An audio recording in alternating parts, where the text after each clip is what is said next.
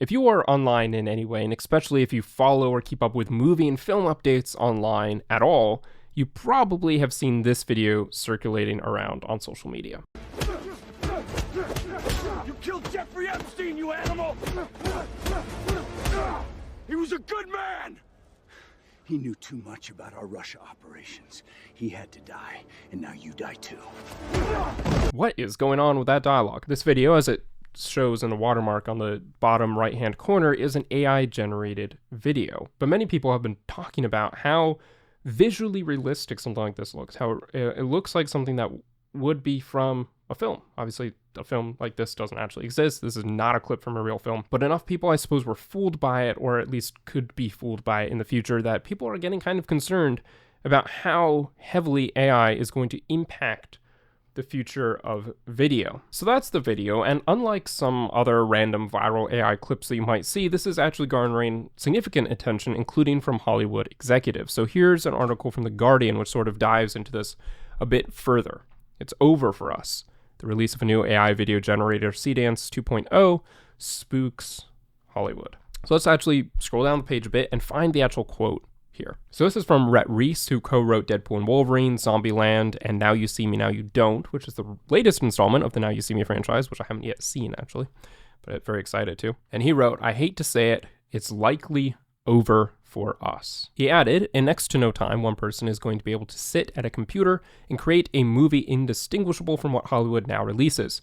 True, if that person is no good, it will suck, but if that person possesses Christopher Nolan's talent and taste, and someone like that will rapidly come along, it will be tremendous." So that's an interesting call out to Christopher Nolan, one which betrays the fact that Rhett Reese has a slightly different interpretation or reaction to this clip than I did when I first saw it. But my reaction or my instinct when seeing this was simply, that's crazy, right?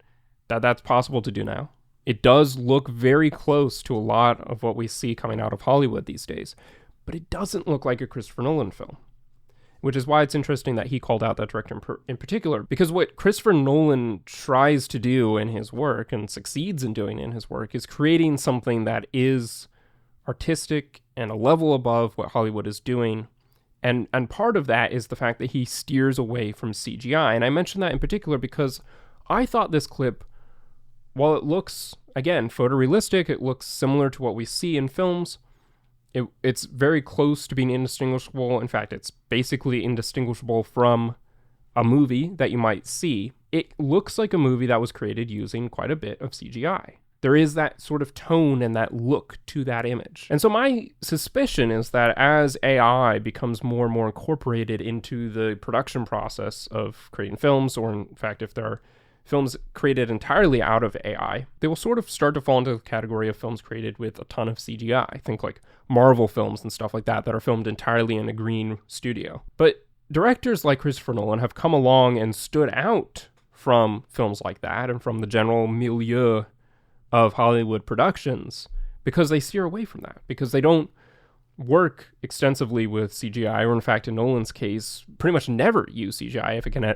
in any way be helped. And so just like you sort of have this distinction of heavily CGI'd films and more practically done, more creatively and artistically done films, I think you will start to see a distinction between like AI generated films and, again, more creatively and artistically created films. So I would disagree a bit with the idea that a director coming along with Nolan's taste and talent is going to end up using AI, because I don't think a director with Nolan's taste is going to use AI like this. I mean, correct me if I'm wrong, but I believe Nolan's spoken out on a number of occasions against AI, and if Nolan's not going to use CGI in his productions, why would he be using AI, right? So someone like him, I don't think is going to be using tools like this. Now, I understand his point, right? It's that someone who has the ideas in his mind that Nolan has, but doesn't have access to the budgets that Nolan has, will be able to use a tool like Seedance to create films, bringing to life those ideas. So I understand that aspect, and that's probably what he was actually talking about. But I do think it's worth mentioning that I don't think this is actually going to be the end of film forever, or in all aspects. I think this will create a shift if stuff like this continues to be produced and so on. I think it will create a shift in how many Hollywood productions are made, or how competitors to Hollywood start to produce films, right? Because I think the main issue here is that even if Hollywood doesn't end up adopting AI or fully adopting AI, there'll be competitors and independent creators who come out and make films using tools like this and make feature-length films that are competitors to what Hollywood is doing. But again, I still think there's hope.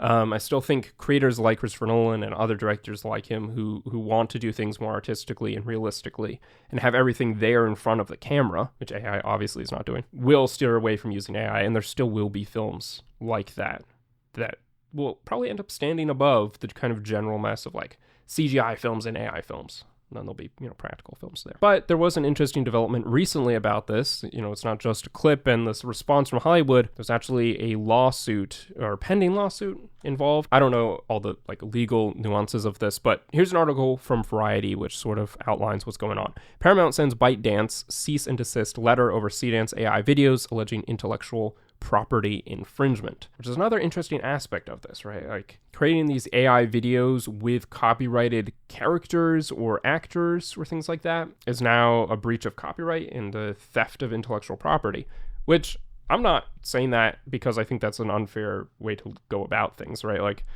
I'm not speaking to this lawsuit specifically, but just in general with generating things through AI, but then using someone else's likenesses.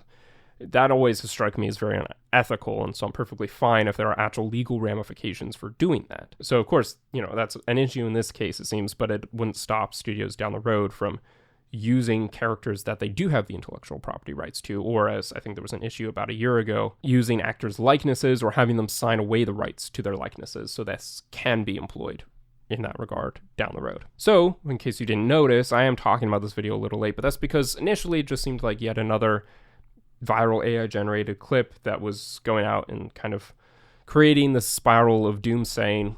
But then there were some more developments on it. We have actual Hollywood executives talking about it. We have studios suing over it and things like that. So there's more going on with this clip in particular, and I think it's quite an interesting saga.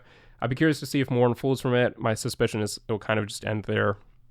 Seedance might have to update its user policies or something like that to not allow for copyright infringement if that's entirely what's going on here. But with that being said, thank you so much for watching. If you enjoyed this, leave a like and make sure to subscribe for more movie commentary and analysis.